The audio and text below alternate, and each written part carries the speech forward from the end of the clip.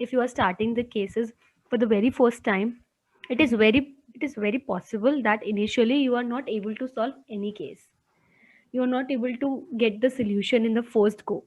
The only thing which you need to understand, that it is okay, it is fine that if you are not getting the case in the first go, it will take time, because everything is new for you. Even this virtual setup is new for you. So it is very important that you are thorough with all the frameworks, and you are thorough with the industries, specifically to those industries which are on your CV, and which you think which are very, normal, and which is very essential at this moment. For example, FMCG or any IT industry.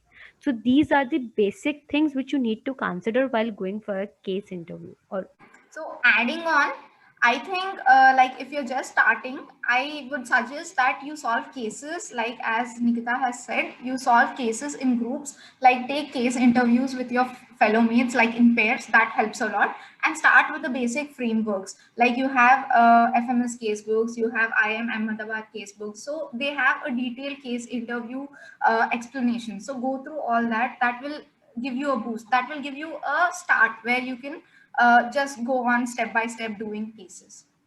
It is very, very important to, whenever you're doing the case preparation, to analyze the case really well. So basically, if you're solving the case for 30 minutes, spend at least the next 30 minutes analyzing it. So, for example, if I'm taking the interview, and there's like a third person who's watching the interview. So the two of us will give like a very, very genuine opinion about how the case went and what are the improvements which can be done.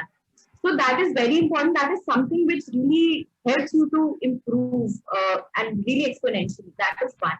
Second is, for example, if you did an FMCG case, go and research about those distribution channels. What are the different ways through which marketing can be done? How exactly the whole network is like. So all of this research work is really important before you step down and go for your actual interview. One thing I did is we during our prep we had an observer, with three of us used to prep, and we had an observer. So one specific activity we assigned to the observer is to see that whether what I am communicating, are you understanding in the same way, the way I was trying to portray, irrespective of the content. Because when you are communicating in front, in face to face, it's different. But when you communicate in front of camera, the other person may not perceive in the same way the pauses or anything.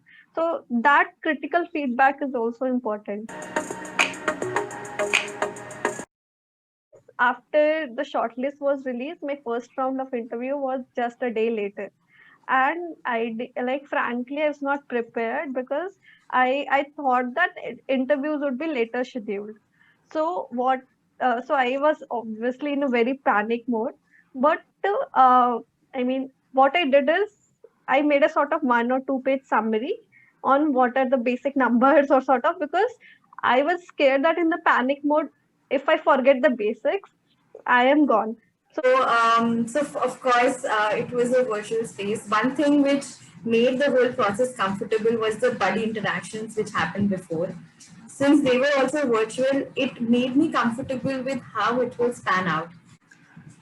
There might be instances where we go wrong in the case, like the interviewer wants a specific answer or a specific direction to the case, and we are moving ahead in another direction, or when we are making a very blunder mistake. So, how should we handle those situations? In case you feel that you are literally, the interviewer has told you that, okay, so there's something which is wrong with your solution. This is not what I expected. Don't you think that XYZ should be there? Sometimes that happens, right? Mhm. So ideal way of reacting to that situation is, one, don't get flustered. Don't get stressed out. That interviewer is intentionally trying to test your reaction to how he's saying that out. So just be very calm and just say, yeah, you're right. This thing should be done in XYZ way, and try to incorporate what that interview just said in your recommendations. That way, what will happen is the mistake which you did will not even get highlighted, because that flow will get maintained of the entire case. So what you have to make sure is that the flow of your interview should not get broken, one. Second, your voice. It happens in your voice, you know, when you're getting flustered or when you're getting stressed out, it shows in your voice starts to tremble. So please make sure that that is not happening, that your voice is really calm. Second and thirdly, your body language. You should not, like, you know, start moving your hands very rapidly, or you're like looking up and down. That's the natural reactions that happen when you're getting when you're seeing that your interviewer has caught your mistake. And the mind, you might just feel, okay, now it's gone. My interview is done. I'm not going anywhere. All those thoughts, just keep them at bay. This is like something which that interviewer is doing intentionally. He just wants to check. Because in consulting real life, you will encounter thousands of such situations. And they really want to, you know, pick somebody who is calm, who is able to manage everything without taking stress on himself. So just keep a tab of that. There's one more common doubt, like a lot of people have. So if it would have been a physical case interview, we would be allowed a pen, a notepad, a pen, and then we used to solve the case. Like we could also show him our workings. But in this online setup, it is like difficult to bring a paper and put it near the camera and show him. So did you guys encounter anything of this sort? Like did you show the paper to him, or did you show your workings to the interviewer? In my particular interview, this was not the case. My interview did not ask for showing up the calculations, but anyway, it will help the interviewee. It will help you if you are uh, detailing each and everything, if you are structuring your thoughts in a good manner, because at the end of the case interview, it is very there's a likely possibility that the interviewer will ask you to summarize the whole case. In that scenario, you need your notes to be very thorough, to be very structured, so that it will show that yes, you are actually following a structure path while solving the case. So I think whether the interviewer will ask you or not, you should present your thoughts in a very structured manner on the paper. Just to add on to what Nikita just said, there was one thing which I did. So basically, when you're doing the case, the interviewer in the middle just gives you know, small lines, like some detailing line. You know, he just speaks that out in the flow. So it is like, you know, if you're able to incorporate such nuances in your recommendations, that interviewers will be really happy. What I used to do was I used to make a box around such things in my paper.